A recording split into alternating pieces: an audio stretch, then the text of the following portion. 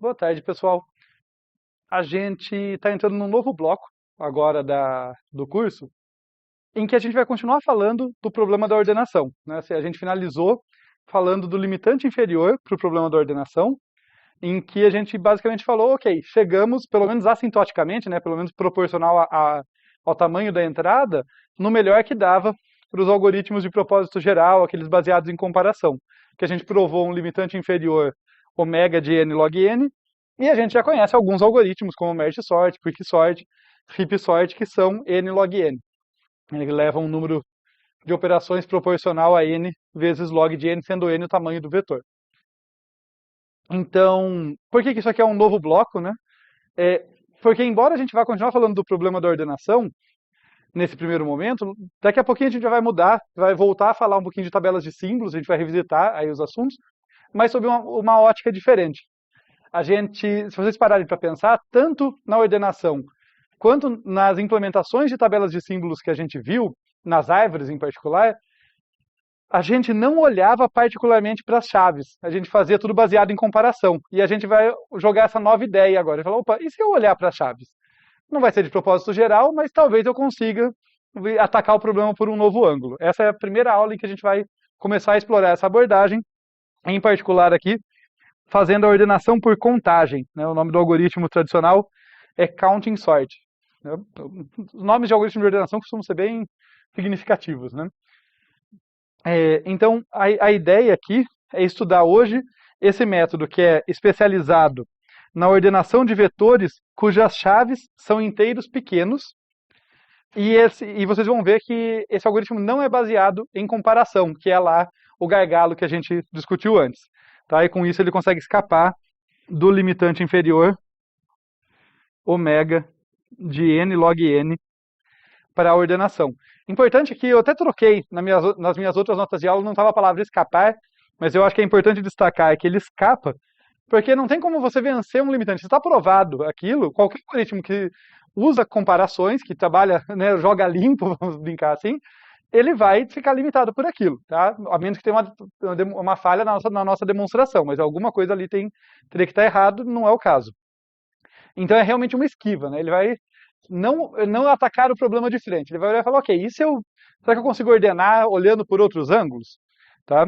Note que a gente já colocou uma restrição, vetores de inteiros pequenos, porque ele vai explorar o fato de que as chaves são inteiros pequenos para poder fazer a ordenação dele. Então, a gente vai começar aqui com uma ideia e um exemplo, tá? E para desenvolver a ideia, a gente vai supor que no nosso vetorzinho V, de tamanho n, então o meu vetor ainda tem um número de posições bem variado. A minha restrição vai ser em cima da chave. Só existem, então, aqui, inteiros que estão entre 0 e r-1. Quando eu quero dizer que está entre 0 e r-1, isso vai aparecer outras vezes, um outro jeito de falar isso é colocar intervalo fechado em 0 e aberto em r, tá? Só que no caso, pensando só nos inteiros, né? Então, mantenham isso em mente, tá? Porque a gente vai usar o fato de que as nossas chaves estão sempre entre 0 e r-1 ali para trabalhar. Vamos então a essa primeira ideia. Para simplificar, nesse primeiro exemplo, a gente vai supor que não temos elementos repetidos. A gente vai trabalhar com elementos repetidos, fiquem tranquilos. É só para um primeiro exemplo ser ainda mais simples. A gente realmente vai dar aquela ideia, né, de tentar projetar o algoritmo junto com vocês. Vocês vão ver o último que a gente vai chegar, que eu espero que dê tempo de chegar nele. Se vocês olharem para ele sem ter visto nada antes, eu acredito que ele ficaria um pouco intuitivo. Mas a gente vai aqui atacando o problema aos poucos. Então, nesse caso, a gente pode alocar um vetor auxiliar que eu vou chamar de presente, tá? Que tem a mesma função de uma lista de presentes. Ele vai dizer, olha, essa chave está ou não está. Ele vai ser um vetor de booleanos nesse momento, já que não tem repetição. Ele vai me dizer se uma certa chave está ou não presente no vetor que eu quero ordenar. E a gente vai inicializar esse vetorzinho presente com zeros. E daí, pensem aqui, eu estou jogando a ideia, a gente já vai ver o exemplo, prometo, mas pensem aqui. Então eu estou lá com um vetorzinho que a função dele vai ser me dizer se uma determinada chave está ou não está. No momento está todo com zero. Daí, olha que legal, e como isso é diferente de tudo que a gente viu até o momento. A gente vai percorrer V com um certo índice I, marcando as seguintes posições, olha. Presente, lembra que isso aqui é um vetor, né? Presente na posição VI recebe 1. Tá? Apreciem isso, porque não sei, talvez seja óbvio para vocês, mas a primeira vez que eu vi isso me deu um pouquinho de nó na cabeça.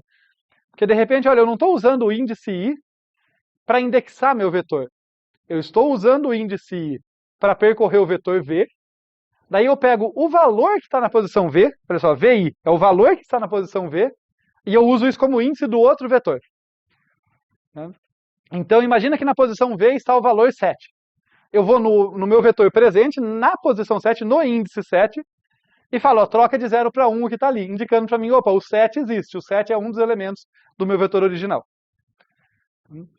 Então é uma perspectiva um pouco diferente do que a gente fazia até agora, né? A gente não está usando como índice um contador, como de costume, a gente está usando o valor.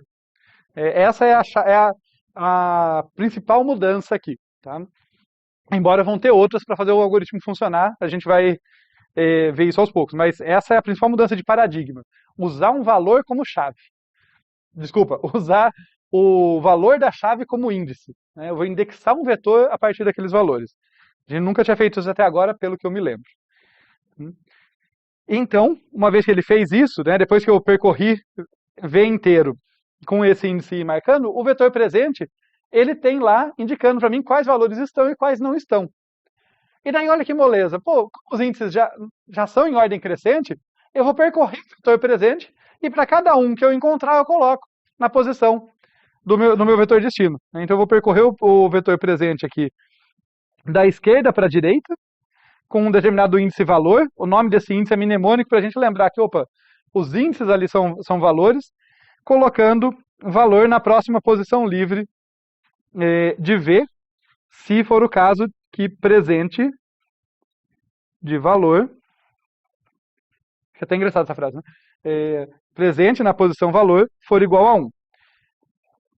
Eu gosto de jogar a ideia antes para vocês, para que no exemplo vocês possam tentar construir junto comigo. Mas eu entendo que fica muito abstrato quando eu jogo só a ideia. Então, se ficou muito abstrato, vamos sanar isso agora. Fiquem tranquilos. Então a gente está aqui, olha, no nosso primeiro exemplo. O meu vetorzinho aqui, com 6 posições, vai do 0 ao 5.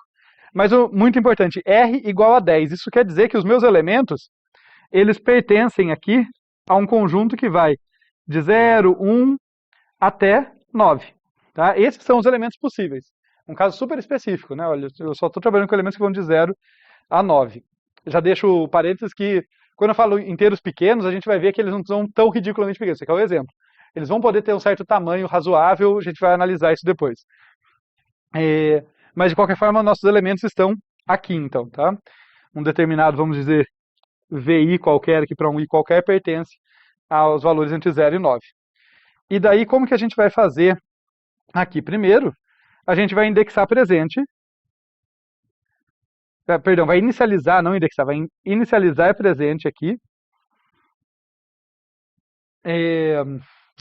Vai inicializar ele inteiro com zeros. Só que qual que é o tamanho do presente? Bem, ele precisa ter um índice para cada valor possível. Então ele tem que ir de 0 a 9. Então deixa eu ver aqui. 1, 2, 3, 4, 5, 6, 7, 8. Acredito que vai dar mais ou menos aqui.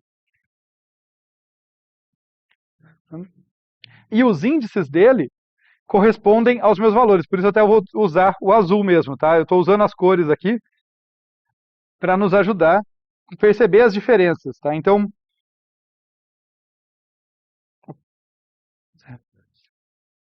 opa, eu errei, né? Preciso de mais uma posiçãozinha aqui, vai de 0 a 9, né? Já que o R é 10. Então, eu estou usando a cor aqui para nos ajudar. Note, não é por acaso que aqui eu estou com um laranjinha, um amarelinho. Esses são índices e a posição em que cada elemento está.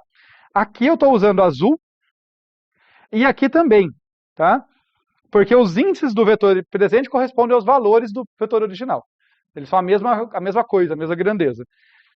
E daí a gente faz o que a gente tinha dito ali, né? Olha, percorre V, eu tinha dito nesse ponto, percorre V com índice I, marcando presente VI igual a 1. Então eu vou fazer o meu índicezinho I aqui andar aqui e vou marcando 1 onde for conveniente. Então tá legal, tá todo mundo com 0 a princípio aqui. Então, vamos colocar aqui 0 em todo mundo.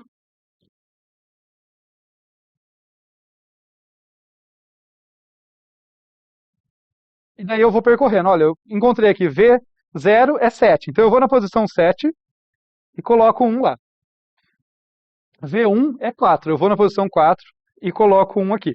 Já aproveito para dizer que eu me perco também fazendo esses exemplos, sabe? Porque uma hora o negócio é valor, outra hora é índice, então fiquem de olho, vocês podem me corrigir a qualquer momento.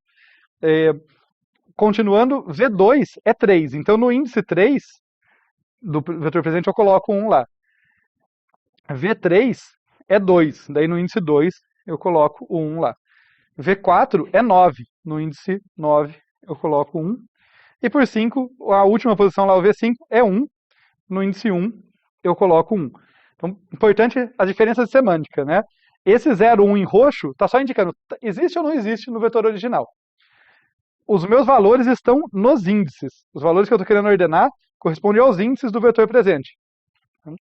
Então, notem que todo mundo que estava aqui no vetor V, agora está com um valorzinho 1. Aqui o índice correspondente a eles está com valorzinho 1 no vetor presente. E aí, fica relativamente simples. Eu só preciso percorrer o vetor presente e toda vez que eu achar um certo valor, eu coloco ele na posição correta. Eu vou pegar aqui um laranjinha para destacar. Olha, aqui são os índices do vetor original. Esses são só índices, são só posições, né?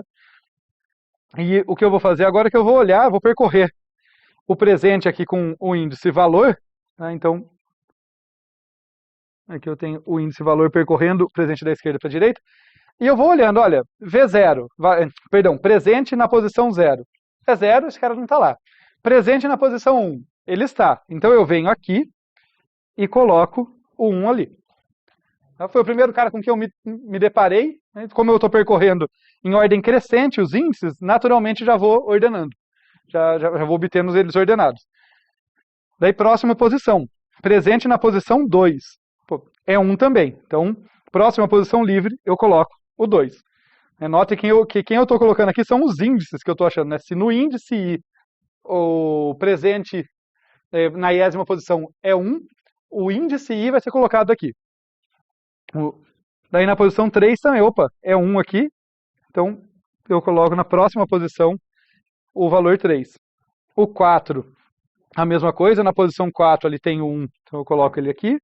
Daí o 5 não tem, pula. O 6 não tem, pula. O 7 tem. Então, próxima posição livre, coloco o 7. O 8 não tem, 9 tem. E olhem, ordenei o meu vetorzinho original.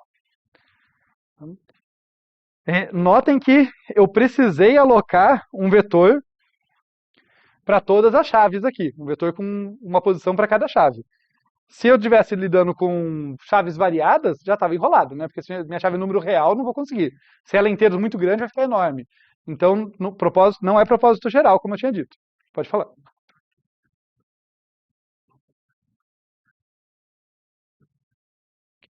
Boa pergunta. Ao longo de toda essa aula, por uma questão de simplicidade, a gente vai supor que os valores da chave são inteiros pequenos, começados em 0 e vão até R-1, fixado nesse intervalo. O último quiz dessa aula é justamente generalizar esse algoritmo para tratar vetores pequenos num determinado intervalo. Porque no fundo, vocês vão perceber que o que eu preciso é que o intervalo seja pequeno. Não tem nenhum problema trabalhar com chaves que vão de 1 milhão a 1 milhão e 100. É só eu deslocar, é só fazer uma adaptação. Mas por simplicidade a gente vai supor que que eu estou trabalhando de 0 a 99, por exemplo, se o meu R for 100. As minhas chaves estão sempre num intervalinho começado em 0. Dá para depois pensar em generalizar isso aqui para lidar com um intervalo pequeno, ainda que deslocado ao longo da reta dos inteiros. Então, esse é o nosso primeiro exemplo. A gente vai ver outros, tá? Mas eu espero que tenha ficado um pouquinho mais palpável como a gente vai usar o valor das chaves para ordenar. E nesse primeiro exemplo a gente colocou muita restrição, né? A gente falou que não podia ter repetição. Então o segundo exemplo é muito parecido com esse, só um pouquinho mais interessante, porque a gente vai considerar que podem existir elementos repetidos, né? Para o nosso método ser um pouquinho mais robusto. E, para tanto, a gente vai calcular agora o número de ocorrências de um elemento. É uma generalização, né? Vai ficar um pouquinho mais sofisticado, mais poderoso essa ideia do vetor presente, que eu coloquei aqui só como um passo para a gente, um degrauzinho para a gente chegar lá. Né? Então, ao invés de falar que se o cara está presente ou não, é quantas vezes aquele elemento ocorre. Tá? E daí, se ele ocorre 10 vezes, quando chegar na hora de colocar ele, eu não vou colocar uma vez só, vou colocar 10 vezes. Tá? Então, nessa abordagem, a gente vai ter um vetor auxiliar chamado ocorrências, não vai ser mais o presente. A gente inicializa ocorrências com 0, então o número de ocorrências ali para cada chave, a princípio vai ser tudo igual a 0. E daí a gente percorre. Percebi que mudei a minha escolha de cor aqui no meio e eu sou uma pessoa metódica. Com licença. Pronto. Então a gente percorre o vetor V com o índice I, só que agora é um pouquinho diferente. Antes a gente percorria e a gente fazia presente na posição VI ali igual a 1. Agora, como é para calcular o número de ocorrências, a gente incrementa, porque pode ser que tenha mais do que 1. Então vem aqui ocorrências na posição VI mais igual a 1. Incrementa o valor que ele tinha lá. Notem que mudou o nome e agora fica, né, eu estou contando mais que 1, mas a parte central daqui, que é estou usando o valor das minhas chaves como índice do meu vetor, continua. Isso vai estar, mesmo nos algoritmos mais sofisticados que a gente vai ver para frente, vai continuar isso aí. Então, com isso, para cada valor aqui, no intervalo que vai de 0 até R, ao final do laço, ocorrências valor aqui, né, ocorrências no índice valor, vai possuir exatamente o número de ocorrências que aquele cara teve, que era o que eu gostaria. Vai me dar o número de ocorrências. E daí a gente vai fazer algo parecido. Antes a gente percorreu o presente, agora a gente vai percorrer ocorrências aqui, da esquerda para a direita, com um índice valor. A gente percorre ele usando esse índice, colocando ocorrências valor cópias, agora tem que colocar mais do que um, quando tem vários, nas próximas posições livres de V. Então, essa é a diferença. Vamos ver o nosso exemplo aqui, né, que é para ser bem próximo do anterior. É tão próximo que eu vou até me permitir voltar aqui e copiar um pouquinho aqui. Por quê? Porque o segundo vetor... Eu copiei errado, desculpa. Porque o segundo vetor, isso já é um ponto importante desse algoritmo e dessa abordagem, o tamanho dele aqui, do vetor presente, não depende do vetor de entrada, depende do tamanho do R. Então, embora aqui o meu vetor de entrada nitidamente seja maior, esse carinha é o mesmo. Tá? Não estou dizendo que o valor dele que os valores ali dentro são os mesmos, não, tá? Estou dizendo que o vetor é o mesmo. Aqui eu vou apagar para a gente zerar ele e começar de novo. Mas o que acontece é, o meu R continua sendo 10, então esse cara continua indo de 0 até 9. Né? Já que o R continua sendo 10, a gente está no intervalo de 0 até R menos 1. E daí a gente começa com esse carinha cheio de zeros. Vou usar aqui a cor roxa para cá, que eu continuo tentando usar cores diferentes para identificar significados diferentes aqui nos vetores. E a cor roxa aqui, no caso, diz só respeito ao número de ocorrências, né? Antes a estar ou não presente, agora é o número de ocorrências. O que a gente vai ter aqui, então, é que eu vou percorrer o I aqui da esquerda para a direita, né? Percorrendo os índices ali, e para cada valor eu vou atualizando esse valor 0 que está ali, para a gente ter os valores corretos. Eu vou percorrendo o V aqui, e a gente vai encontrar, olha, encontrei o 7, então eu vou lá no 7 e coloco 1. Né? Continua sendo o caso que, olha, aqui é azul e azul não é por acaso. É para lembrar que o valor no primeiro vetor é o índice no segundo. Então coloquei 1 lá. Daí, na segunda posição do V, na V1 ali, tem o 4, que vem o 1. E eu vou fazer mais rápido agora. Vocês me peguem no erro se eu errar algum, tá? Só para a gente não gastar tanto tempo com isso. Depois o 3 aqui recebe 1. O 2 recebe 1. O 9 recebe 1. O 1 recebe 1. O 4 recebe mais 1, né, no caso. Agora ele na posição 6, então ele virou 2. O 9 recebe mais 1. O 9 recebe ainda outro 1. Né, porque eu tinha contado o 9 aqui a primeira vez, mas eu encontrei mais 2 ocorrências dele. Então o número de ocorrências dele foi para 3. E por fim, o 3 recebe mais 1. Tá legal, meu vetor ocorrências está contando certinho o número de ocorrências de cada chave possível no intervalo. E agora a gente vai para o vetor V. Tem 10 posições ali, né? Vamos ver se eu consigo fazer um desenho certinho aqui.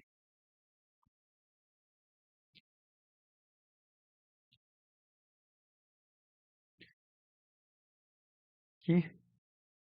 Vou voltar a usar aqui os índices laranjinhas.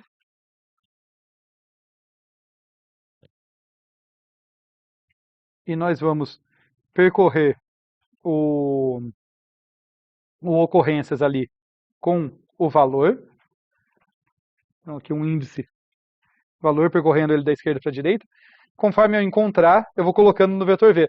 Aqui eu estou omitindo, mas eu tenho um índice aqui, tá, andando nesse vetor V para eu saber qual foi a última posição que eu preenchi. Então, cada vez que eu coloco alguém, eu não vou ficar copiando o elemento em cima de outro, senão eu estou corrompendo. Então, eu começo um índicezinho I em 0, cada vez que eu copio alguém, eu incremento esse índice. Então, vamos lá, ó. Chego aqui no ocorrências, no índice 0, 0 ocorrências, então não tem que copiar ninguém. No índice 1, tem uma ocorrência do valor 1, então coloco ele ali na primeira posição disponível. No índice 2 tem uma ocorrência, coloco ele ali. No índice 3, né, tem duas ocorrências do 3, então eu coloco 3 aqui e 3 aqui. No índice 4 tem duas ocorrências do 4, eu coloco 4 nas duas próximas posições livres. 5 e 6 não estão presentes. O 7 está, só que só tem uma ocorrência dele, eu coloco na próxima posição. O 8 não está presente e o 9 tem 3 ocorrências dele, então eu coloco o 9 3 vezes. Tá legal? Vetor ordenado. Ok? Essa é a ideia do método. Vejamos aqui o código. Agora que a gente já viu exemplos, a ideia e os exemplos. Temos aqui então o nosso counting sort, que recebe um vetor V, um inteiro N, e notem que ele tem que receber o R ali, tá? Ele depende dessa informação, ele não ordena quaisquer chaves, ele só ordena chaves que vão de 0 até R, e se o R for muito grande, ele pode ficar muito ineficiente também. Tá? Então fica a critério do usuário saber que é uma boa ideia usar esse cara. A gente vai ter um vetor de ocorrências aqui, vai ter os índices valor e repete. Tá? Aqui já aproveitar os meus códigos como exemplo, não de códigos maravilhosos, porque a gente sempre pode melhorar nossos códigos e tal, mas notem que eu estou deliberadamente chamando de valor alguém que eu vou usar como índice. Isso é para o código ficar mais mnemônico, ter uma semântica melhor. Tá? Não quer dizer que quanto maior o nome das variáveis, melhor, mas variáveis com nomes extremamente reduzidos tendem a tornar o código mais obscuro conforme ele ganha uma complexidade. Então, sejam um pouco mais flexíveis com os nomes. Assim, eu não teria problema de chamar, em vez de valor, de V, por exemplo, que me remeteria a valor. Mas como meu vetor já é V, eu me enrolei, então estou chamando de valor mesmo. Tá? Então, tenta ser mnemônico. Pode ser curtinho, se for bem mnemônico, se for bem significativo. Mas beleza, dito isso, vamos lá. A gente faz uma malloc aqui, né, de inteiros, então ó, size of int vezes R, é o meu vetorzinho de ocorrências que tem R posições, vai de 0 a R menos 1.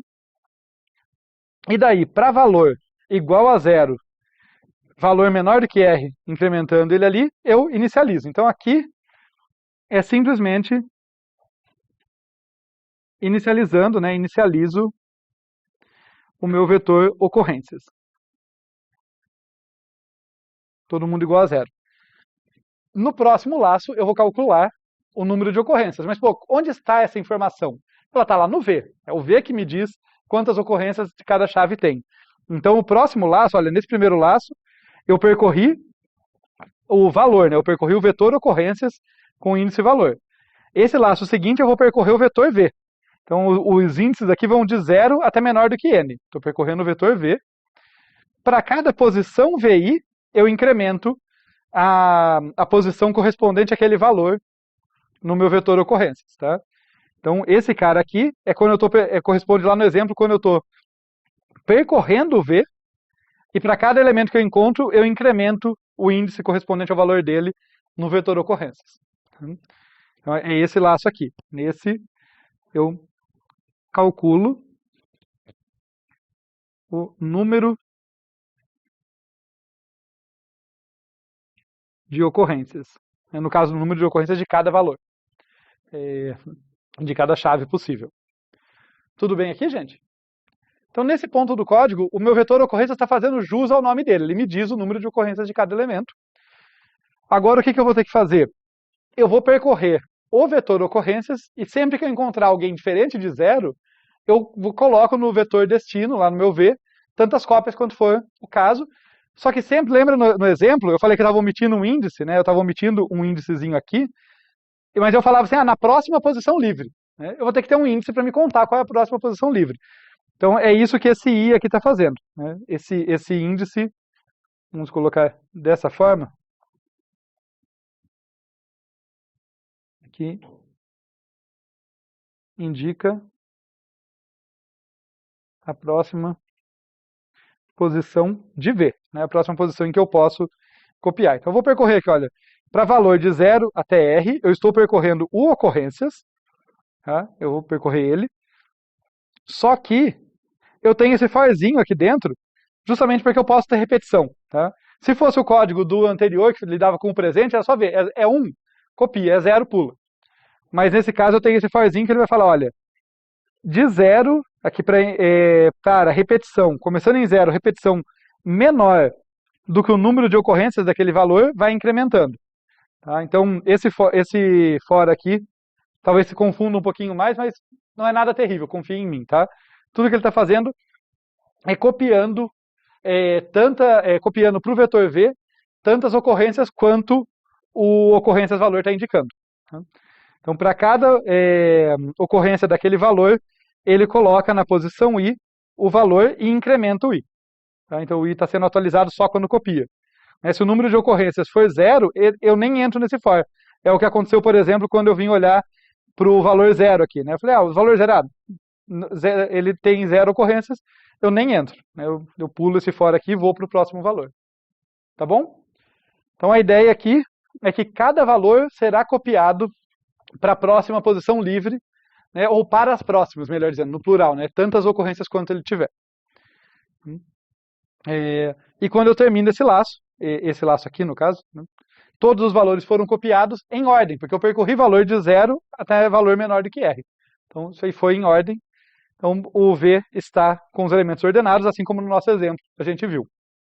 Tá? E daí eu libero ocorrências, porque se você faz malloc, você tem que fazer free. Né? Essa boa educação no código. Ok? Como estamos aqui?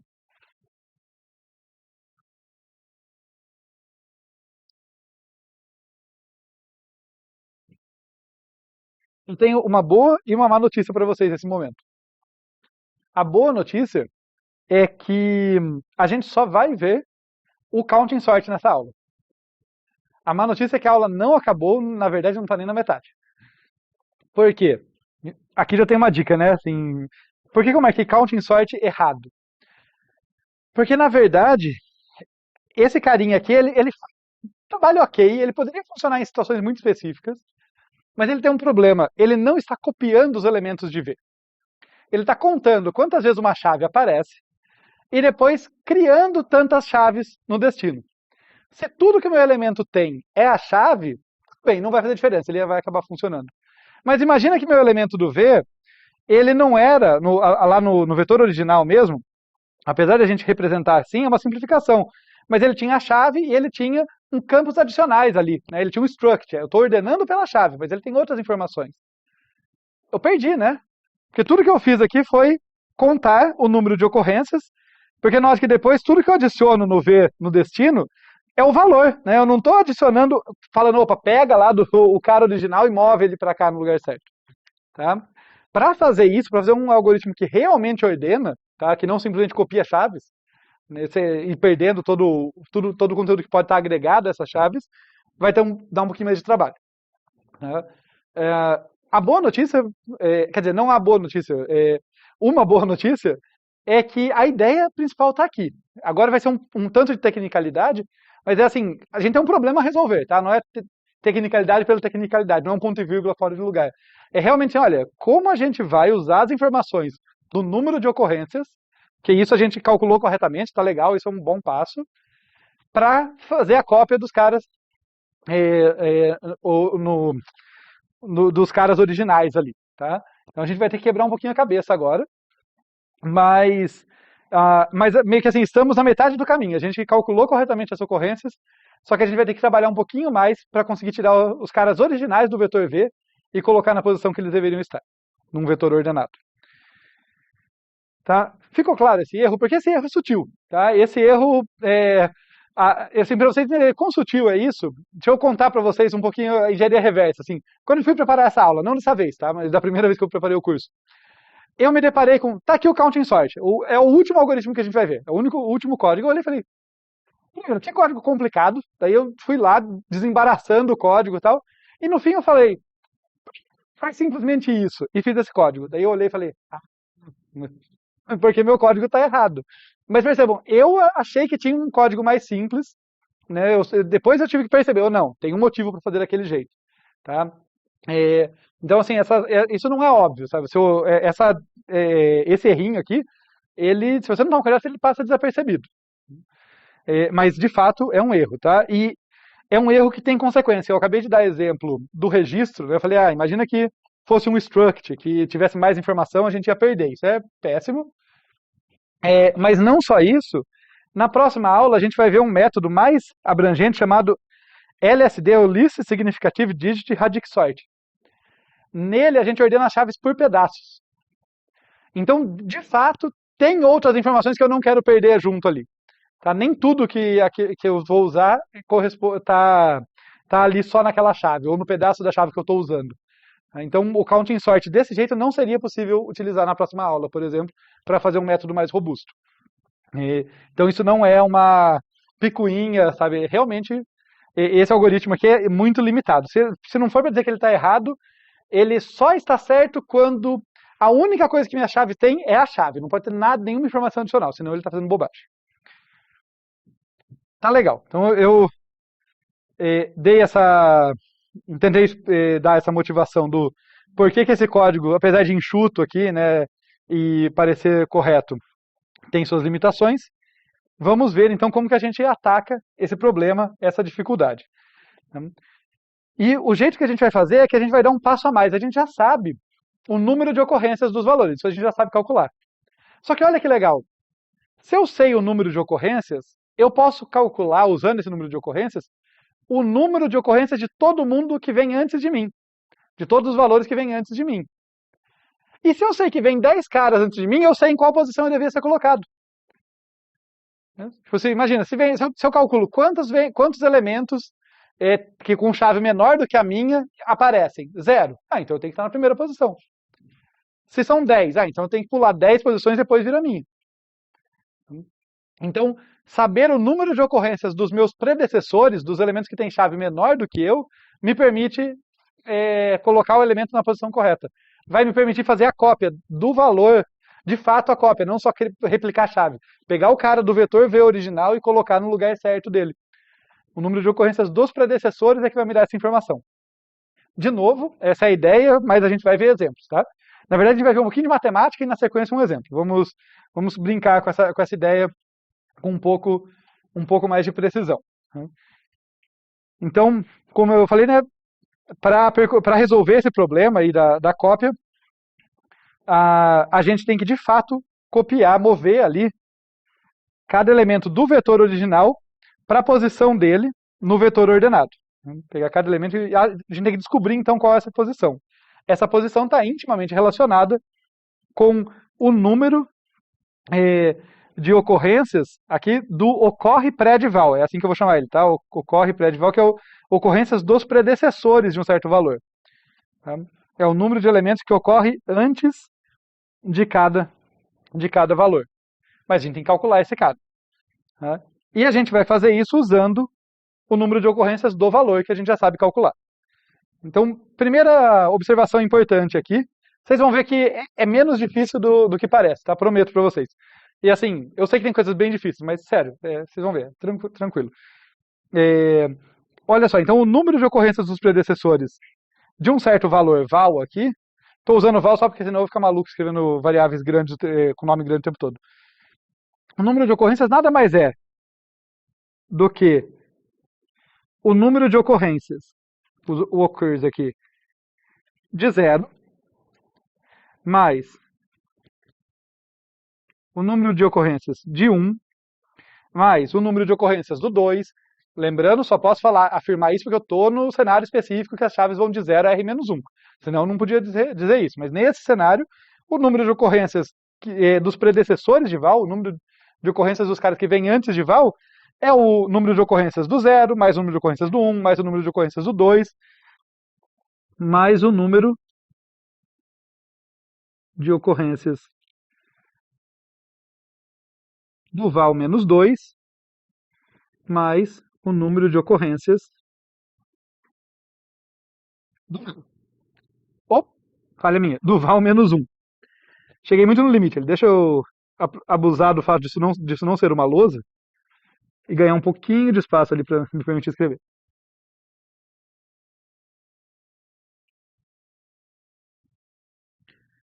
É o somatório aqui do número de ocorrências de todo mundo que vem antes do val. Só que eu não quero ficar fazendo esse somatório toda vez, tá? Aqui a gente se preocupa com a eficiência. Então, eu vou observar que o número dos predecessores, aqui o número de ocorrências dos predecessores de val menos 1 é muito parecido. Ele também envolve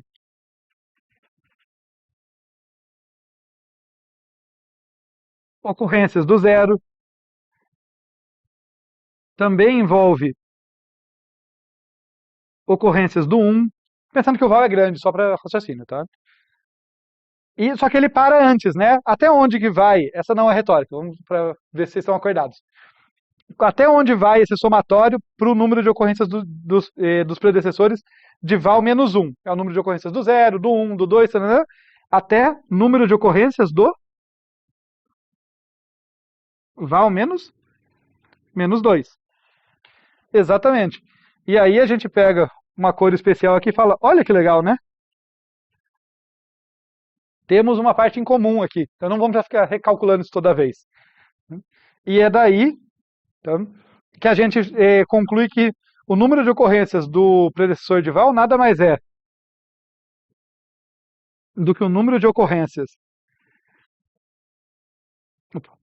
Estou escrevendo sem.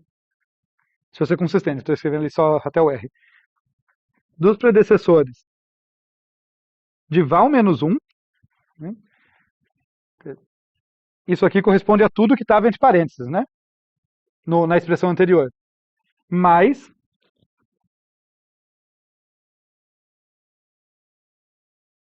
o número de ocorrências do val menos 1 em si. Isso aqui encapsula todo o número de ocorrências de quem vem antes do val. Faz sentido? Não foi difícil, né? Quando a gente entra na matemática, normalmente quebra a cabeça, mas não envolvia probabilidade dessa vez, gente. Era só um continho, um somatório aqui. Tá? Mas notem que isso aqui significa que a gente consegue, então, calcular o número de ocorrências do predecessor de modo recursivo. Né? A gente está usando o número de ocorrências do predecessor do anterior a nós, daí só somando uma coisinha a mais e obtendo a solução. Isso quer dizer aqui, ó, vou começar pelo de baixo. No caso base, aqui, se val for igual a 0, a gente tem que ocorrências do predecessor de 0 é 0, porque por definição não pode ter ninguém menor do que ele, não pode ter ninguém que veio antes da chave 0, se eu só considero chaves no intervalo de 0 a r-1. No de cima, se val é maior do que 0, é exatamente a expressão que a gente acabou de escrever. Eu vou até copiar ela, mas é exatamente a expressão que a gente deduziu.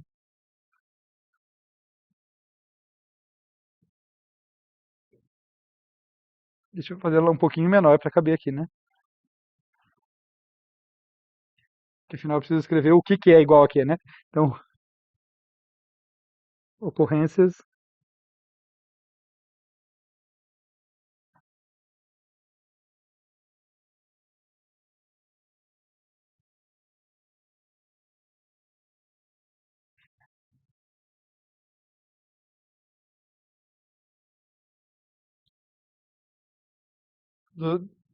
o número de ocorrências dos predecessores de val é dado por essa formulazinha.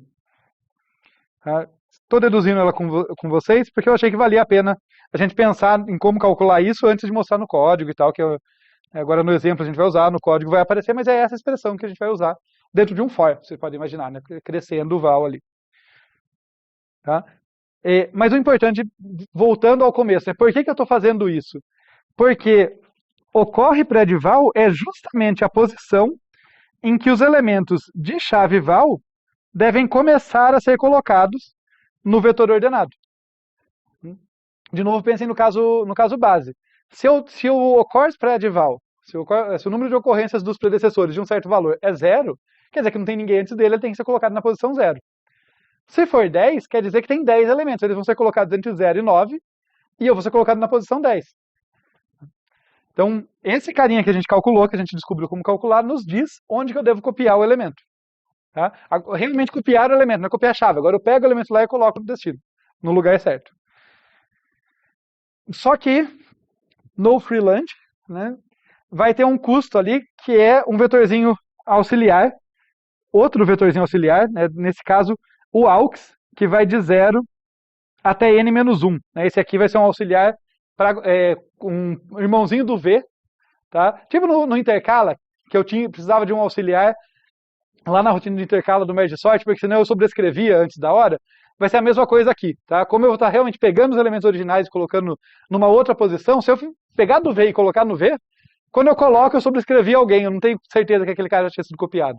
Dá bobagem. Então eu tenho que ir colocando no aux e no final devolver todo mundo pro v, tá? Para copiar um elemento de v para uma posição diferente em aux sem corromper, tá? Basicamente é para isso que eu preciso os elementos que ainda não foram copiados, é para evitar corromper dados. De novo, as ideias estão todas aí, mas vamos ver um exemplo para a coisa ficar mais clara, para daí a gente encarar o código. Então, no nosso exemplo agora, vejam que a gente aproveitou o que a gente já sabia, porque a gente não estava todo errado. Nosso algoritmo não estava errado, mas a gente já estava percorrendo o V corretamente, calculando ocorrências corretamente. Até aí a gente estava bem. O que faltou foi calcular o número de ocorrências dos predecessores, que é o que a gente vai fazer agora.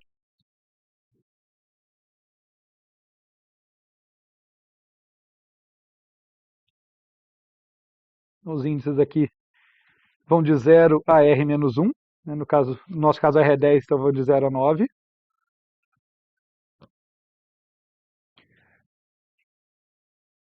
E eu vou usar o roxinho aqui mesmo, tá? Mas aqui, o roxinho nesse cara está indicando o número de ocorrências, no nosso vai indicar o número de ocorrências do predecessor. Aliás, minto, eu vou usar o laranja, porque esses caras vão servir como índices para a gente do vetor original depois, né? Justamente por causa dessa observação aqui. Tá? Então, vamos calcular aqui o número de ocorrências do predecessor. Caso base do 0 é 0 mesmo. Não tem como vir ninguém antes dele. Agora, vamos olhar a fórmula e ver o que a gente faz aqui. Né? Cadê a nossa formulazinha? Aqui. O número de ocorrências do val, eu olho para a posição anterior do mesmo vetor, do ocorre pré-val, e para o número de ocorrências daquele valor. Então, isso significa que para preencher essa posição, eu vou olhar para cá, deixa mais claro, para cá e para cá. Né? Quantos caras vinham antes do meu antecessor, do cara imediatamente antes, mais o número de ocorrências dele. Né? E daí eu consigo preencher esse cara numa passada só. Né? Eu só preciso ir somando esses valores. Então aqui vai dar 0. No próximo eu olho ali para cima, tem o valor 1 mais 0, aqui vai dar 1. Na sequência eu vou olhar, eu não vou fazer em todos, mas em alguns eu vou destacar as setinhas. Né? Então, 1 ali em cima, mais 1 aqui embaixo, deu 2. Né? De novo, sempre tendo a semântica. Né? O que significa? Eu somei 1 mais 1. Quer dizer que tinha um cara que vinha antes do 2, que era o meu predecessor. Esse cara, no caso, é o 1, a gente sabe, né? Mas tinha um cara que vinha antes dele, mais uma ocorrência do próprio 2. Por isso, 2 elementos vêm antes de mim, que sou o 3 agora. Né? Nesse momento eu estava com o índice 3. Daí, antes do 4. Bem, antes do 4, vem 2 elementos que vêm antes do próprio 3, mais 2 ocorrências aqui do 3. Então, aqui deu 4. Só uma mera coincidência, tá? Esse 4 em laranja é o índice, é um é o número de ocorrências, vai ser usado como índice na sequência, e o 4 azulzinho ali, que é o valor com que a gente está trabalhando.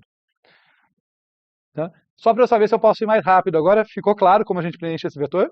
Se não tiver claro, a gente faz passo a passo aqui. E vocês sempre podem verificar se eu não erro a conta, porque é sempre possível, tá? Já aconteceu. Então tá legal. Então 4 mais 2 vai ser 6. Aqui 0 mais 6 vai ser 6. Veja que interessante, o 6 nem está presente, né? Mas tudo bem, mas existe um número de ocorrências de chaves menores do que 6. Então está preenchido corretamente. Daí antes do 7, 0 mais 6 vai ser 6. Antes do 8, 6 mais 1 ali vai ser 7. E antes do 9, 0 mais 7 vai ser 7. Estamos quase lá. Agora a gente tem que usar esses caras para colocar os elementos na posição correta. E o importante, esse último passo eu vou ter que percorrer o V. Tá? Aliás, deixa eu destacar de novo aqui, tem algumas coisas que eu sei que eu fico um pouquinho maçante, mas é importante. Se a gente volta para cá, para o primeiro exemplo, notem que o tamanho desse vetor não tem nada a ver com o tamanho desse. Um depende de n, que é o número de elementos, o outro do r. Por acaso, meu exemplo pouco inspirado, eles coincidiram aqui, né, indo de 0 a 9, mas um é o r, o outro é o número de elementos. Só para não ficar parecendo que é tudo homogêneo aqui, não é não. Tá? Esses dois caras do meio dependem de r, o v e o aux dependem de m. Tá? Então, deixa eu fazer as divisões aqui para a gente. E colocar aqui os nossos índices mudando de cor, né, os índices em laranja. E como que a gente faz agora? Olha só. Agora a gente tem que percorrer o V. Tá? Eu preciso percorrer o V e consultar o ocorre-pred para saber onde que o elemento vai. Mas eu tenho que percorrer ele porque eu tenho que pegar o cara de lá e copiar. Todo esse trabalho foi para isso, para poder pegar o cara original. Então eu venho aqui no V e olha, o cara que está na posição 0 do VA é o 7. Onde que ele deveria entrar? No ocorre-pred, ele me diz que o 7 devia ser colocado na posição 6. Que tem 6 elementos antes dele. De 0 a 5 estarão os predecessores do 7. Então o 7 tem que ser copiado para lá. E daí eu copio o 7 para a posição 6. Nesse momento, se eu não estivesse usando o aux, eu teria corrompido esse 4, teria destruído esse 4. Tá? Por isso que eu estou usando o aux. Se não tinha ficado bem claro, é por isso que eu preciso disso. Tá? Porque olha só, eu peguei o primeiro valor com o qual eu me deparei, é o 7. Onde ele vai? Na posição 6, segundo o meu vetorzinho de ocorrência de predecessores. Na posição 6 tem alguém que eu ainda não copiei. Lascou-se, 6 perdeu. Não pode, né? Então, por isso que eu uso o auxiliar. Vamos continuar percorrendo. Então, o 4, esse é o passo que é mais fácil eu me confundir, tá? Acho que não só eu, né? Então, agora eu vou olhar. Na segunda posição do vetor V tem o 4. Eu venho aqui no índice 4. Né? Eu vou destacar aqui, olha, o 4 aqui. Eu venho aqui no índice 4. E eu vejo que ele devia estar na posição 4. São coisas diferentes, só coincidiu o valor.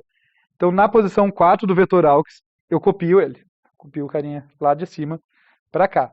Note que eu estou copiando. Então, se ele tem mais informação junto, vem junto. Não tem problema. Não estou mais jogando fora. E daí, seguimos assim, né? Eu vou fazer mais um pouquinho e a gente já vai se deparar com um problema. Em vez de corrigir direto, eu vou errar junto com vocês. Vamos lá. Vamos ver se alguém quiser falar uma coisa que eu estou fazendo errado, fique à vontade a qualquer momento. O 3 aqui, então na próxima posição é o 3. Eu venho aqui, o 3 devia entrar na posição 2, pelo que ele está me informando aqui. Então eu coloco o 3 aqui. Depois vem o próximo elemento lá no V, é o 2. No índice 2 ele devia entrar na posição 1. Coloco ele na posição 1. O 9 devia entrar na posição 7. Coloco lá. O 1 devia entrar na posição 0. E daí o 4 devia entrar na posição 4. Ops! Tem que pular para o próximo, mas eu errei antes. Né? A gente percebeu o erro agora. Né? Vamos destacar. Quando eu estou nesse 4 aqui, nesse 4, eu vou olhar esse índice de novo, ele vai me falar posição 4, eu venho para cá, mas vamos sobrescrever. Por que eu digo que eu errei antes? Porque qual que é a semântica do ocorre prédio? Ele tem que me dizer o número de ocorrências do predecessor daquele valor. Se tem várias cópias, depois que eu coloquei as próximas cópias estão na posição seguinte. Então, sempre que eu faço a cópia, eu já tenho que atualizar. Vou fazer em retrospecto agora, tá? Vou pausar nesse 4 aí que eu ia dar bobagem, fazer em retrospecto. Quando eu copiei o 7, isso aqui tinha que virar 7. No caso, o 7 não tem mais ocorrência, mas se tivesse, estaria com o valor certo lá. Então, se eu uso o vetor ocorrência do predecessor uma vez, numa posição, eu incremento aquela posição, para saber que a próxima cópia daquele valor vai para a posição seguinte. Então, esse cara viraria 7, esse cara viraria 5, esse cara viraria 3, esse cara vira 2, no 9 lá, esse cara vira 8,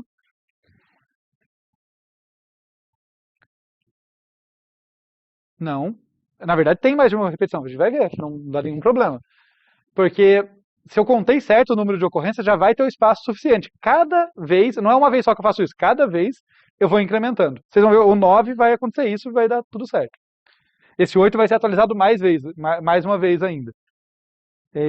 Eu estava aqui, só para não me perder. Daí, no 1, né, ele também é atualizado. Note que a gente sabe que o número de ocorrências do 1, do 2 é 1. Né, a gente sabe aqui, então não vai acontecer de novo. Mas eu deixo lá certo. Né, meu algoritmo faz corretamente. Daí sim, agora estou de volta, back on track. Eu olho para o 4 aqui e falo, opa, onde que ele vai? No índice 4, ele vai para a posição 5. Eu coloco ele na posição 5 e atualizo de novo ali. Tem que falar, opa, agora esse cara está na posição 6. Esse vetor ficou uma bagunça, né? Claro que aqui eu estou riscando, né? Não era era só para substituir, só para incrementar. Então o 4 deu certo. Daí o 9, eu pergunto aqui no índice 9, né? Olho para o 9, eu pergunto no índice 9, para onde ele vai? A posição 8. Então, vem aqui, copio o 9 para a posição 8, mas atualizo esse 8 aqui. Então, agora atualizou aquele índice. Encontro o 9 de novo, agora eu já encontrei o valor atualizado ali, né? O 9. Então, de novo, o 9 foi para o lugar certo. Cada vez o índice foi atualizado, então eu nunca sobrescrevi ninguém, eu coloquei sempre no lugar certo. E eu não vou sobrescrever um próximo que tivesse, porque eu contei certo o número de ocorrências do 9. Então, se tivesse um 10º elemento, o número de predecessores dele estaria contando 3 cópias do 9 e teria espaço suficiente. Eu teria começado a colocar ele mais para frente para poder caber isso aí. Isso. Então, é por causa do número de ocorrências aqui estar correto que isso não acontece. Aqui, só para saber, né, algoritmo, quando eu coloquei ele, virou 10 aqui. Né, não vai usar mais, a gente sabe, mas estou seguindo meu algoritmo. E, finalmente, o 3, eu venho para cá, opa, o 3, né, ele me diz para colocar na posição 3 ali e atualiza para 4. Tá?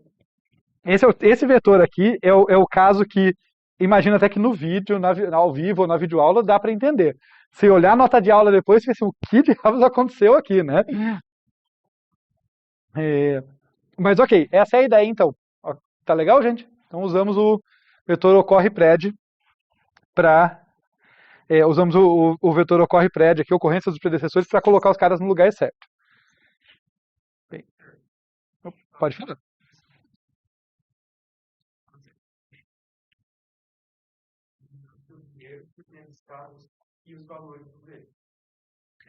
Porque eu copio o elemento do vetor original para a posição correta no AUX. Exatamente. Exatamente. Até de um jeito visual, se vocês quiserem perceber por que isso é importante, eu devia ter feito até, né? Imagina que...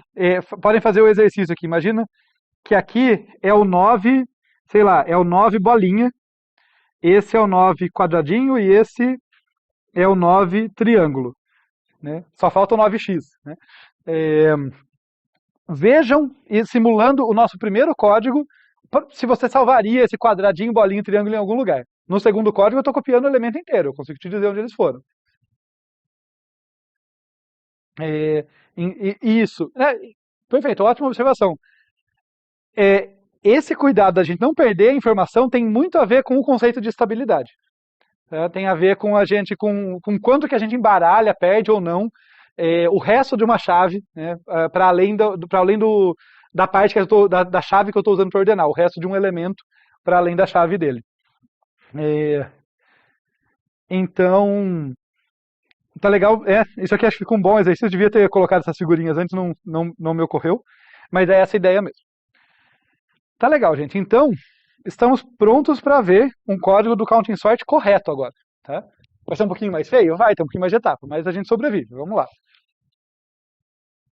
Então, aqui a gente tem o ocorrências e o ocorre-pred e um aux. Né? Temos dois auxiliares a mais, é a vida. Aloca, importante, olha só, esses dois aqui, eles têm tamanho da ordem de R. Né? Esse aqui tem tamanho da ordem de N. Aliás, não devia ser assim porque não é conjunto. Eles têm tamanho proporcional a R, esse aqui tem tamanho proporcional a N. Tá? Pegando a importância da diferença deles, que eles cumprem funções bem distintas. Vamos ver então o que é cada passo aqui, qual que é a importância de cada passo.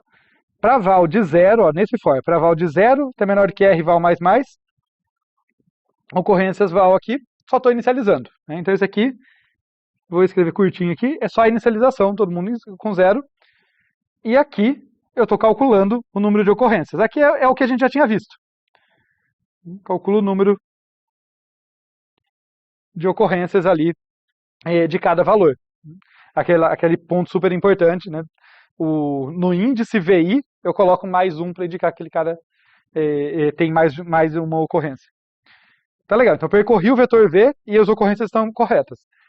Antes de ver o código, de avançar no código, só lembrar, esse é o momento que a gente vai implementar essa regra aqui. Para calcular o ocorre-pred, eu vou pegar o ocorre-pred do anterior, mais o número de ocorrências que a gente já acabou de calcular. Exceto que esse é o caso base. Né? Então aqui, ocorre-pred do 0 é igual a 0. Para val começando em 1, porque justamente estou pulando o caso base da nossa recorrência, ocorre-pred val recebe o número de ocorrências do anterior, perdão, o número de ocorrências dos predecessores do anterior, mais o número de ocorrências do anterior, que é exatamente a fórmula que a gente deduziu. Legal, nesse momento a gente tem o ocorre-pred calculado certinho. Agora, voltando para o exemplo, foi aquele momento que eu falei, agora a gente percorre o V. O ocorre-pred é só o nosso consultor para saber onde cada elemento que eu pegar, onde que ele vai. Mas eu vou percorrer o V. E é isso que a gente vai fazer aqui. Para i de 0 e menor do que n mais mais, i é um índice do V. Ele pega e fala, tá bom, aqui é só para não ficar carregado a notação, eu usei uma variável auxiliar. Val recebe VI. Então esse é o valor da vez, é o valor que eu me deparei. Onde ele deve ir? Pergunta para o ocorre-pred. Ocorre-pred val te diz isso. E daí no aux, na posição que o ocorre-pred val te disse, você copia o VI. Esse é o momento, tá? Essa atribuição é o momento que se ele tivesse um monte de coisas a mais, é que o meu exemplo é super simples. Próxima aula a gente vai ver de fato que isso acontece. Tá? Mas se em vez de VI, aqui fosse VI.chave e tivesse VI.conteúdo, fosse o struct, esse é o momento que eu estou copiando todo mundo. Tá? Não estou descartando os outros pedaços. Beleza, aqui está quase bom, mas tem aquele cuidado que a gente viu. Sempre que eu copio um elemento, os outros elementos que têm a mesma chave vão ter que ser colocados depois dele. Então, ocorre pred val mais mais. Né? Incrementa aqui, atualizo naquilo lá. Todo passo que a gente viu no exemplo, né? Não tem nada místico aqui. Todos os passos do código reconhecíveis, né? O único que a gente não viu no exemplo, porque também chega uma hora que eu canso de burocracia, é copiar de volta. Infelizmente não precisa, né? Tinha o aux, tem que copiar de volta ali de aux para VI. E daí libero todos os meus auxiliares. Beleza, pessoal? Tá, então agora vocês viram um counting sort correto. Tá? Agora estamos chegando lá. Como eu gosto de fazer vocês pensarem além, tem uma coisinha ainda para a gente ver, mas esse é um counting sort correto. Tá? Esse, show, estamos resolvendo o problema. O negócio é que ele desperdiça um tanto de memória que a gente consegue evitar. E só para deixar claro, para não confundir, esse carinha aqui, ele vai precisar de memória auxiliar. Né? Quando eu falar de eficiência de espaço dele, eu vou analisar lá no final, mas a gente já pode antecipar, ele vai precisar de memória auxiliar, porque ele está alocando um vetor ocorrências, um ocorre-pred e um aux. O aux tem tamanho proporcional a n e os outros dois têm tamanho proporcional a r. Então ele vai usar a memória auxiliar não só proporcional ao número de elementos, mas proporcional a R, remetendo mais uma vez ao fato de que ele só é bom se o R for pequeno. Né? Tem que manter isso em mente. E isso a gente não vai conseguir eliminar, só para deixar isso claro para não causar confusão. Ele vai continuar precisando de auxiliares. Mas tem uma sacada muito bonitinha aqui, mas que dá um pouquinho de nó se a gente olhasse primeiro para esse algoritmo, que é o ocorrências e o ocorre-pred não precisam coexistir.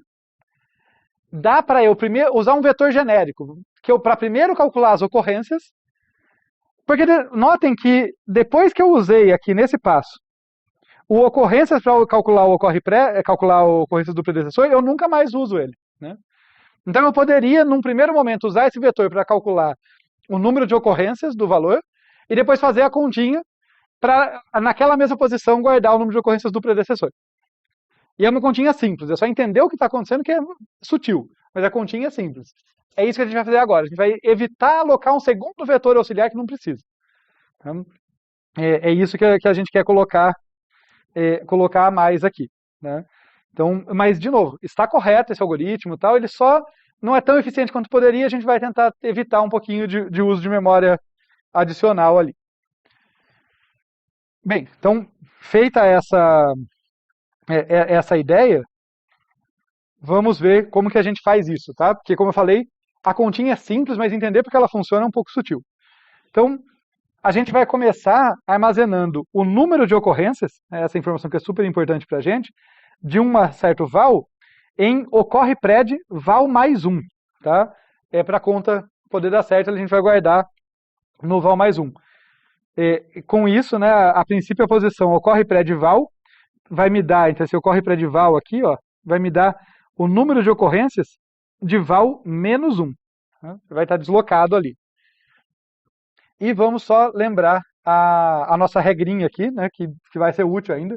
Semanticamente, principalmente, o vetor ocorrências vai desaparecer, só vai ter o ocorre-pred, mas semanticamente ele continua existindo. Então, qual que é a nossa regrinha? Olha,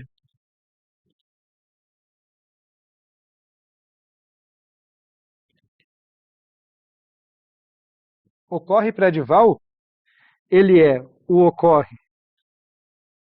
o número de ocorrências do predecessor de val menos 1, mais o número de ocorrências do próprio val menos 1. Só que olhem que sutil. Como eu vou querer eliminar um vetor, onde que está, na minha nova implementação, onde que vai estar o número de ocorrências de val menos 1? Vai estar na posição ocorre-pred val. Foi o jeito que eu vou calcular. Eu já vou colocar o número de ocorrências de val menos 1 exatamente na ocorre-pred val. Então, eu digo que é sutil porque, num determinado momento, o ocorre-pred val tem essa semântica aqui. Ele está guardando essa informação. Na sequência, ao longo de um for, eu somo isso aqui, e daí somando a informação que ele tinha com essa nova, né, a bolinha com o quadrado ali, eu passo a ter a informação que eu quero, que é o ocorre-pred val que eu queria calcular. É sutil, essa é a parte. Esse é o motivo porque eu não apresentei direto esse código. Tá? Eu acho que fica muito mais fácil de entender tendo dois, fica menos eficiente em uso de memória, mas fica mais fácil de entender. Mas, de novo, temos exemplos aqui para a coisa ficar mais palpável. Tá? Então, vamos ver aqui, né, o meu vetorzinho V, o ocorre-pred aqui. Vamos calcular ele rapidamente aqui.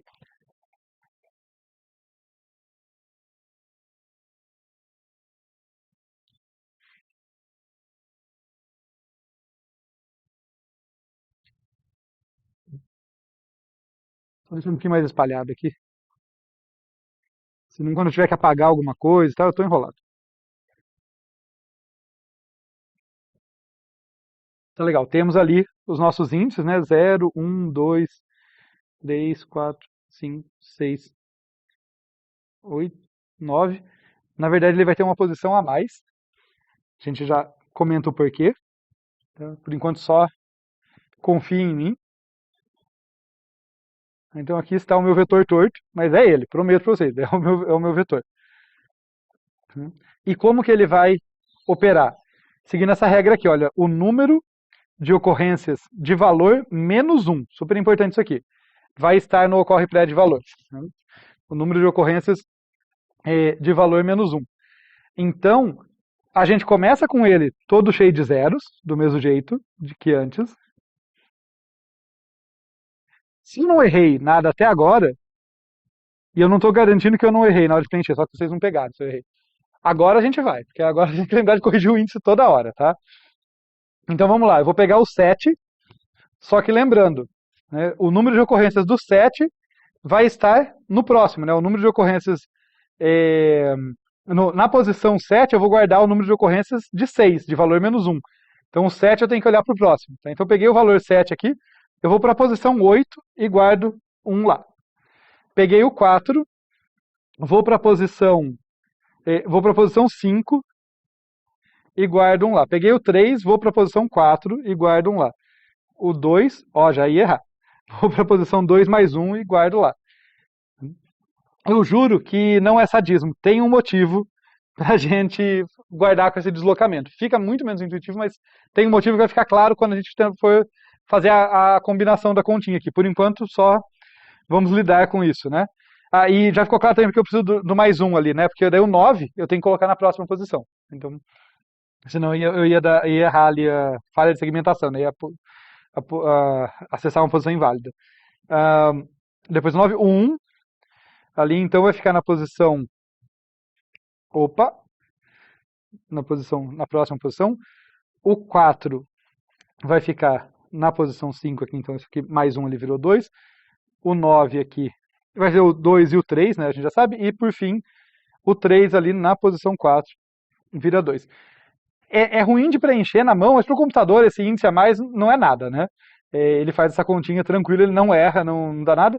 Podem olhar que esse cara, tá, é idêntico ao que a gente acabou de ver, deslocado de 1. Se eu não errei as continhas, é para ser a mesma coisa, tá? Está sempre deslocado um índice para a direita. Né? E por que isso? Porque agora a gente vai percorrer aqui, para valor variando de 1 até R, a gente vai fazer o ocorre pré de valor mais igual o ocorre pré de valor menos 1. A gente vai somar nele o anterior. Deixa eu copiar aqui. E daí, essa ideia, eu espero, vai fazer um pouco mais de sentido. Né? Eu vou apagar aqui, tá? Ele vai simplesmente somar, mas como a gente tem o valor em cima, a gente pode se dar o luxo de fazer isso. Vocês lembram que nesse aqui, opa, onde está a minha figurinha? Aqui, nesse aqui eu falava, olha, a gente olha para essas duas posições, né? O número de ocorrências do anterior e o número de ocorrências do predecessor dele. O número de ocorrências dos predecessores do anterior. Vai ser parecido aqui, só que a gente vai olhar assim, ó. A gente não armazenou deslocado de 1? Então, esse cara aqui já é o número de ocorrências do cara que veio antes que eu. Esse cara aqui é o número de ocorrências dos predecessores dele. É a mesma semântica. Eu vou fazer a mesma setinha para vocês poderem olhar. É a mesma semântica. Isso mais isso aqui. A mesma semântica de fazer isso mais isso. Tá? É confuso? Sem dúvida. Mas tentem se agarrar na semântica nessa hora, depois vocês conferem as continhas. Lembra, eu armazenei os caras aqui deslocados de 1. Tá? Vamos fazer a continha que isso provavelmente vai ajudar. Então, tipo, aqui tinha 0, aqui 0 mais 0 dá 1. Aqui eu vou olhar para cima, 1 mais 0 vai dar 1, que está me dizendo corretamente quantos elementos vêm antes do 2.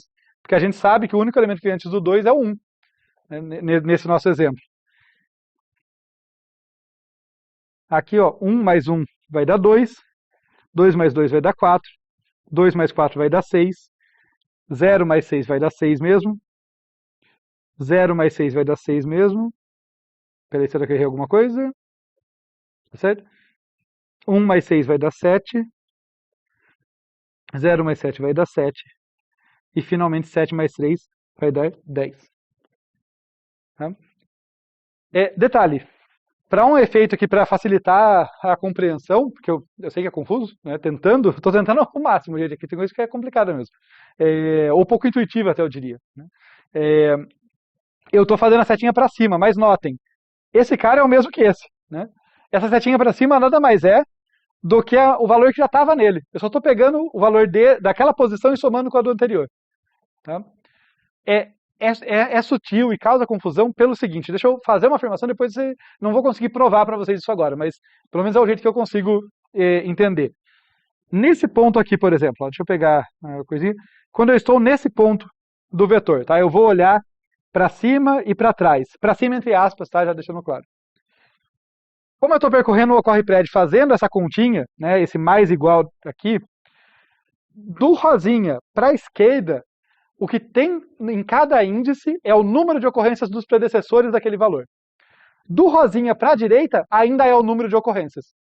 O vetor ele vai mudando a semântica dele a cada passo que eu estou andando. Por isso que isso dá certo. Porque quando eu somo isso aqui, esse cara é o número de ocorrências do 3. Ele foi guardado na posição 4 justamente para dar certo essa conta. Mas ele é o número de ocorrências do 3. Esse cara aqui é o número de ocorrências dos predecessores do 3. Tá? O vetor está mudando de semântica no meio do caminho.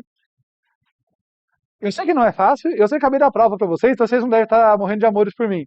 Mas me agradeçam, vocês viram? Eu fiz um antes. Eu peguei e falei, não, vamos fazer aquele antes. Porque imagina olhar direto para isso e entender. Você fica, né? Então se agarrem naquela ideia. A ideia é aquela. É que o Ocorre Prédio aqui, ele tem duas semânticas que vão trocando. Num momento ele é ocorrências, no outro, logo em seguida ele já vira ocorrências do predecessor. Você ia falar, perdão? Exato. E vocês vão ver no código, é super simples, o código não fica mais complicado. É entender o código que fica. Tá? Mas é isso então, tá? Eu acho que essa é o jeito melhor que eu consigo explicar realmente, essa troca de semântica ali que está fazendo a gente obter. Então, a partir desse passo, né, depois de fazer essa passagem, o Ocorre Prédio faz jus ao nome dele. Né? Antes ele estava desconfigurado, agora ele faz jus. Ele guarda ali o número de ocorrências dos predecessores de valor. E daí a gente pode brincar de preencher aqui. Para facilitar um pouquinho a nossa vida, eu já tinha deixado semi-preenchido, né? Então isso aqui é o AUX após percorrer V de 0 até 4, e o V está aqui embaixo para ajudar um pouquinho a gente. Então, está percorrendo aqui, né? No caso, o meu I já está aqui. Né? Eu já percorri de 0 até 4. Né? Então, vamos tentar fazer esses aqui, ver, usando esse cara, né? Como que a gente faz só para ir finalizando. Como eu já tinha percorrido de 0 até 4, eu sei que eu já copiei o 7, eu já copiei, né? Vou riscar aqui, né? Eu já copiei o 7, o 4, o 3, o 2 e o 9, de 0 até 4 no índice, eu quis dizer, né? Mas isso significa que eu tenho que voltar ali em cima e fazer as correções, como antes, né? Do Ocorre Prédio, dos meus índicezinhos. Então esse cara, na verdade, já virou 7, porque já foi copiado. O 4 aqui já virou 5. O 2 aqui, só um instante, perdão, o 2 já virou 3, né, nesse momento. Aqui o 1 virou 2, e aqui o 7 virou 8. Tá? E daí a gente só vai terminar, é muito parecido com o que a gente fez antes, é só para ver que funciona da mesma forma, que esse cara tem os mesmos valores, tá? Uma semântica muito próxima e tal. Então vamos lá, o próximo carinha aqui é o 5, no meu V, perdão, índice 5, olha eu me confundindo, é o 1, né? O meu próximo carinha, e inclusive cometi uma gafe, né? Isso aqui não tinha acontecido. Ali ainda estava... Não, desculpa, estou me perdendo. É difícil, falo. Aqui é o 1, tá? Aqui estou olhando para o 1. Eu vou lá no índice 1, pronto, aí me ajudei com as minhas coisas. Eu vou no índice 1, ele tem que ser colocado na posição 0. Coloco ele no índice 0 lá do vetor auxiliar e atualizo, mesmo que não vai ser relevante, mas só para manter a regrinha, atualizo ali de 0 para 1. Daí eu vou olhar o próximo, o 4, vou no índice 4, estamos fazendo aqui, né? 4, vou no índice 4, Essa segunda ocorrência do 4 agora vai para o 5. Né? Então, a gente coloca esse cara aqui e troca ali.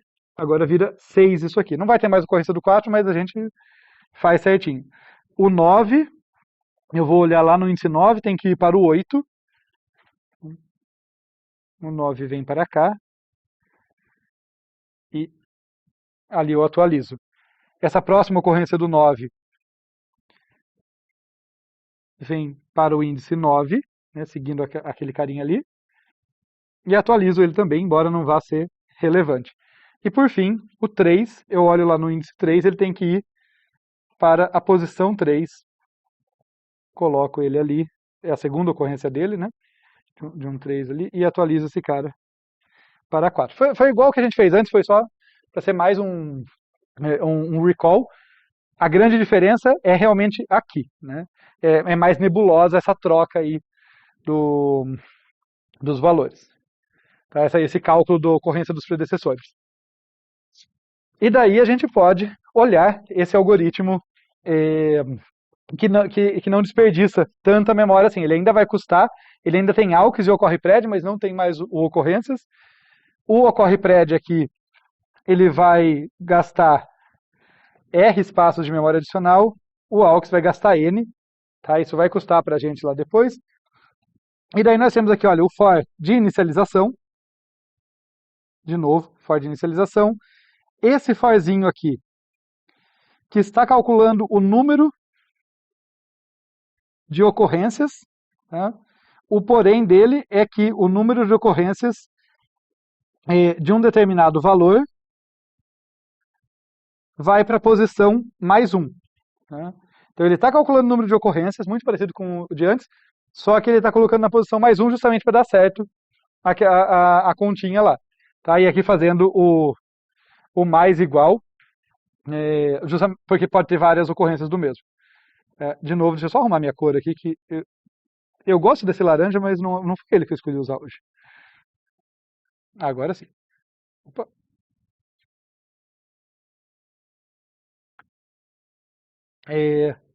Tá legal. Depois disso aqui, então, o que acontece? O ocorre pré de valor, tá? Vejam que comentários ajudam, tá? Para dar a semântica para a gente.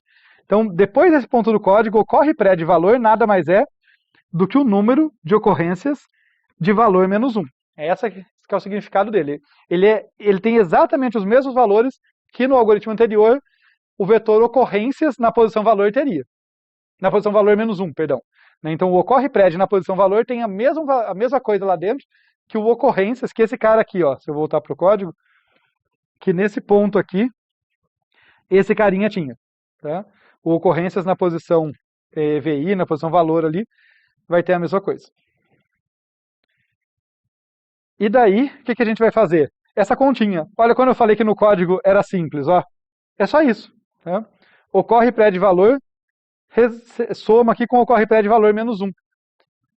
Porque o número de ocorrências já estava lá dentro dele. Ele só tem que pegar o número de ocorrências do predecessor de quem vem antes dele. Fazendo o match para vocês, é o caso dessa setinha, né? E esse valor que eu estou apontando aqui, ó, a seta que vai para cima, já estava lá dentro, né? Já estava lá naquela posição. E daí ele soma com quem veio antes. Então, basta isso aqui, ocorre pré de valor mais igual ocorre pré de valor menos 1. Depois desse laço, tá, a gente tem número de ocorrências dos predecessores. Depois disso, ocorre pré de valor, tem a informação que a gente queria. Número de ocorrências dos predecessores daquele valor. E daí o resto do algoritmo é idêntico ao que a gente tinha antes. A gente vai percorrer o V aqui. A gente percorre o V colocando em AUX, na posição indicada por ocorre pred, o VI, e incrementa o número de ocorrências daquele cara, caso tenha várias cópias dele. Essa parte não mudou nada, tudo bem? Por isso estou passando um pouquinho mais rápido. Então, é só o cálculo ali que mudou, e aqui eu estou copiando de volta.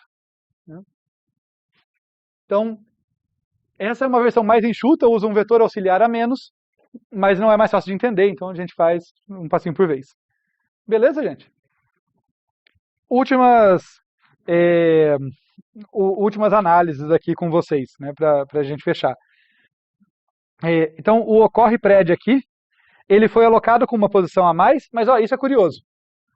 Ele foi alocado com uma posição a mais, a gente viu claramente para que foi essa posição a mais, né? Que a gente falou, senão não teria onde colocar o do 9 aqui, como tá, o valor está no valor mais 1, então eu estou guardando ali naquele primeiro for, o R menos 1 não teria para onde ir, então por isso que eu aloquei ele com uma posição a mais. Deixa eu destacar aqui, ó. Nesse malloc, cadê? Nesse malloc aqui, ó. Vou até usar uma outra cor aqui, ó. Nesse malloc, que você tem, a gente teve uma posição a mais. Foi para evitar da bobagem quando a gente tenta acessar essa posição. Mas uma curiosidade, olha o que terminou aqui no fim. Aqui terminou o número de ocorrências do predecessor de 10, que nem é um valor válido. Eu ia de 0 a 9, né? Eu vou de 0 a R menos 1. Então essa última posição, na verdade, não é usada. A gente realmente não usa ela.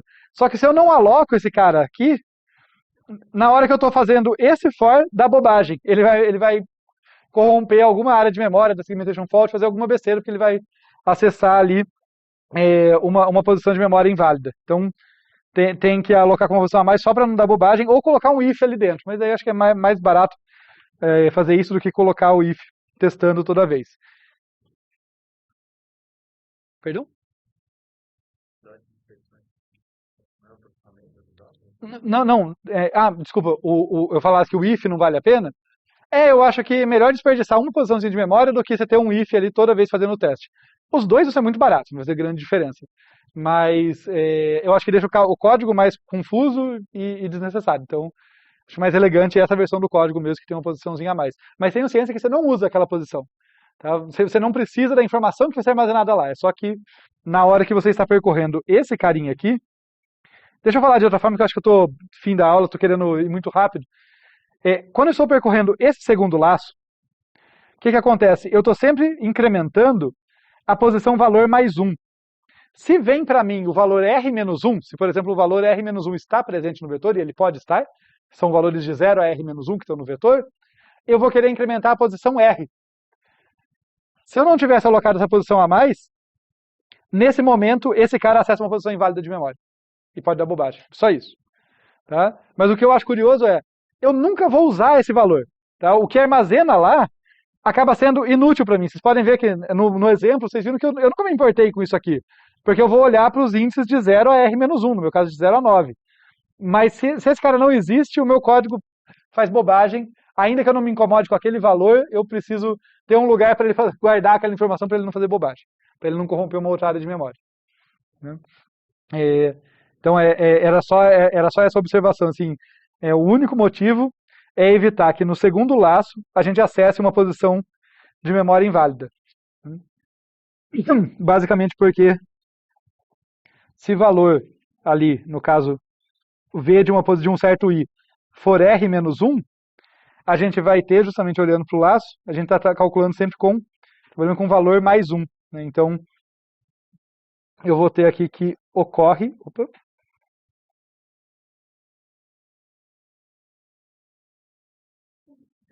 valor mais 1 vai ser a mesma coisa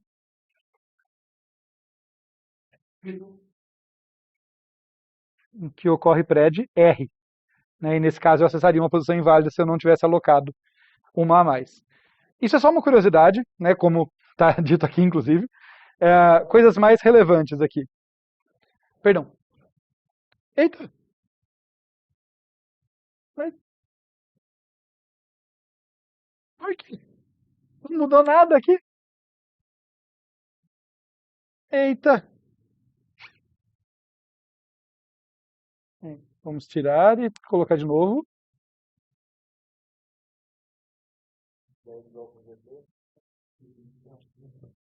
Eita, gente. É porque se impressa hoje.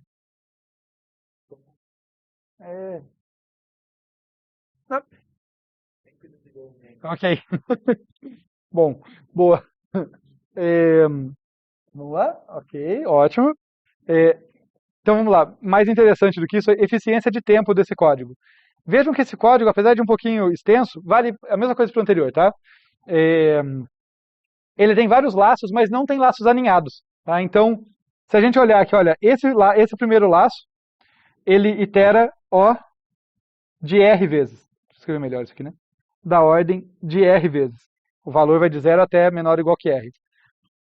Esse outro aqui, ele itera da ordem de N vezes, porque ele percorre o vetor auxiliar. Esse aqui itera da ordem de R. E esse aqui itera da ordem de N. Por fim, esse aqui também itera da ordem de N, que ele está fazendo a cópia. Tá? Apesar de serem várias vezes, o fato de ser várias vezes só vai afetar a constante ali, que vai ser um pouquinho maior. Mas, no fundo, é um algoritmo linear em N e em R. Isso que é importante, ter em mente. Tá? Então, é um algoritmo que leva tempo linear, aqui tanto em R quanto em N, quer dizer, ele vai levar da ordem de N mais R passos, tá? Onde o da ordem está escondendo essa constante justamente, mas cresce proporcional a N e R. E é essa continha que vai ter que ser feita. Comparar o N com o R para saber se vale a pena ou não usar esse algoritmo. No caso, a gente fala, se o R for pequeno, esse algoritmo é particularmente interessante, mas para fazer uma análise mais precisa, observe o seguinte. A gente conhece algoritmos que são da ordem de N log N. Então, se o R não supera o N, provavelmente, na prática, eu estou numa situação que minhas chaves são inteiros que não superam o N. Então, o pequeno é relativo, né? Minhas chaves podem ser inteiros entre 0 e 1 milhão se meu N for 1 milhão. Entre 0 e 1 bilhão se o meu N for 1 bilhão. Tá?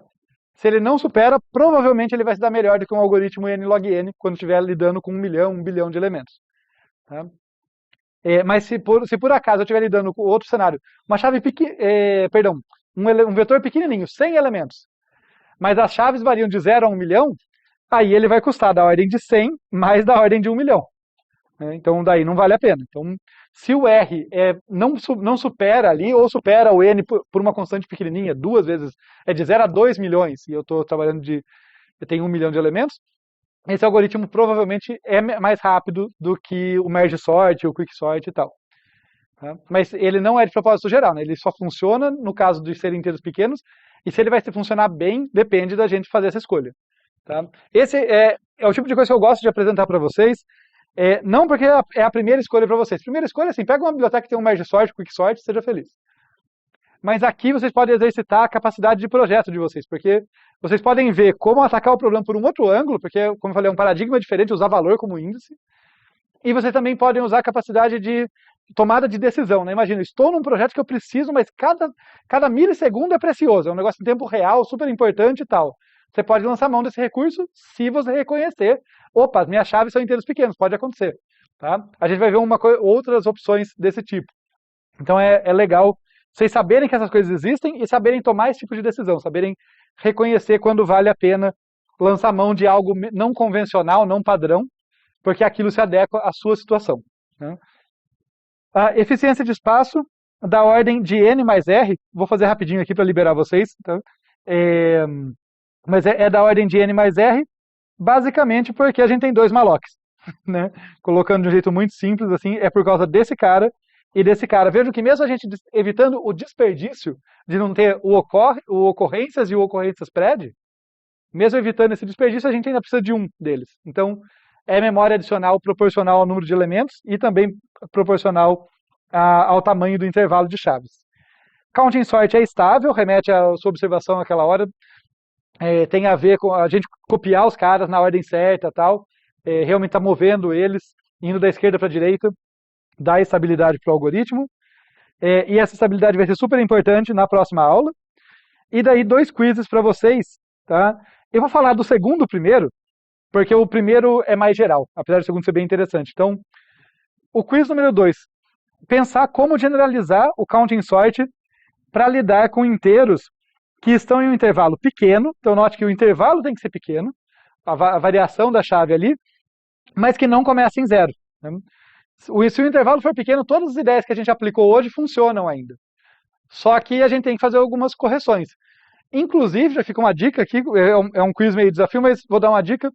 Você pode, inclusive, alterar a chave no início, operar sobre elas e depois voltar.